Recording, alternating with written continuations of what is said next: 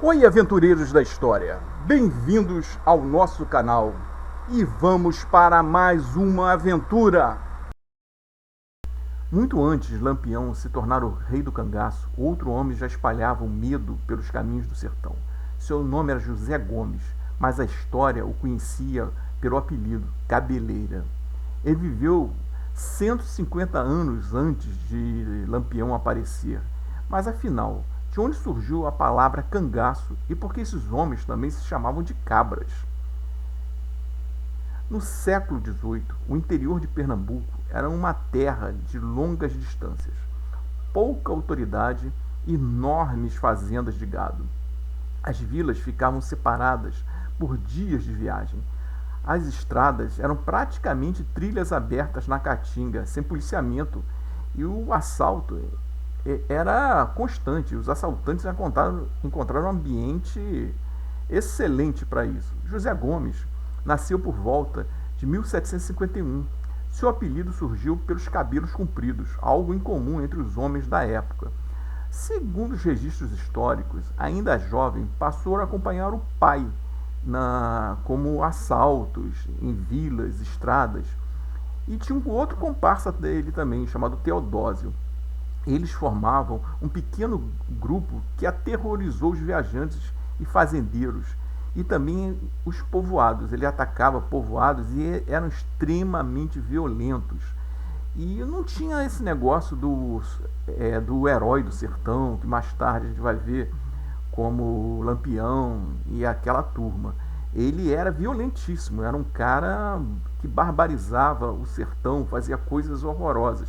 Isso chegou até a capital de Pernambuco e logo começou a caça. No finalzinho de 1776 ele foi preso.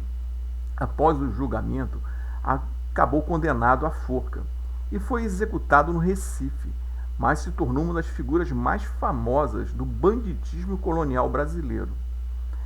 Na verdade, Cabeleira viveu antes do cangaço organizado, por isso muitos historiadores preferem chamar de precursor do cangaço.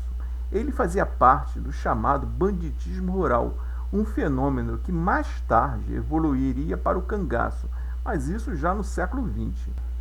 A origem da palavra cangaço provavelmente vem da canga, uma peça de madeira colocada sobre o pescoço dos bois. Os homens do cangaço carregavam rifles, cartucheiras, punhais, bornais, cantil e diversos outros equipamentos de couro atravessados sobre os ombros.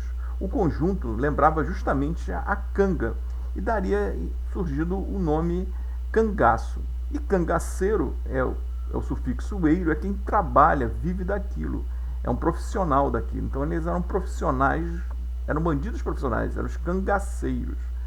Ao contrário do que muita gente imagina, cabra não faz referência ao animal. No Nordeste colonial, a palavra já era usada para designar um homem do sertão. Entre os cangaceiros, tornou-se comum a expressão como companheiro. Era comum ouvir as frases como aquele cabra, cabra valente, e ainda cabras de Lampião, que significava simplesmente os homens do bando, e o coletivo era cabroeira. Quase ninguém usava o seu verdadeiro nome. Os apelidos protegiam a identidade e ajudavam a construir a fama do cangaceiro.